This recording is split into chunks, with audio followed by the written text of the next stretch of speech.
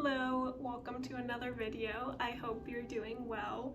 This week I thought that I would try to make a gallery wall. I have this really big empty space over my TV in my living room and I've been wondering what to do with it, so I'm going to try to start a gallery wall. Over the past couple of weeks I've been going to the thrift store and picking out frames that I like, so I've collected a few of those. I've also been looking for art, but I haven't found anything that I really liked, so right now I just have frames and I thought that I could do some fun crafts to add to my gallery wall. Over the past couple of days I've been working on a cross stitch and I think it would be really cute on my gallery wall. I've also never done a cross stitch before, so it's been really fun learning how to do it.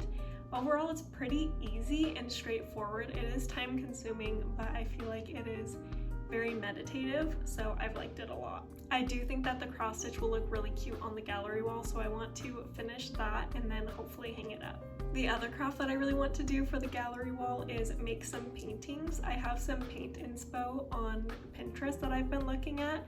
I'm not really good at just making something up and painting it, so I will probably copy something off of Pinterest, but I do think it'll be really fun to just sit down and do some painting and then have it on my wall.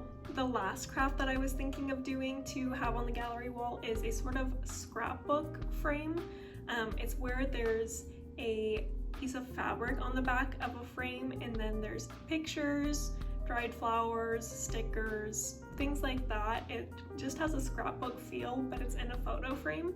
I feel like that would be really cute to have on my gallery wall and it would add a lot of character, I think. So to get started, I'm going to keep working on my cross stitch and then hopefully whenever I wrap that up, I can start on some painting.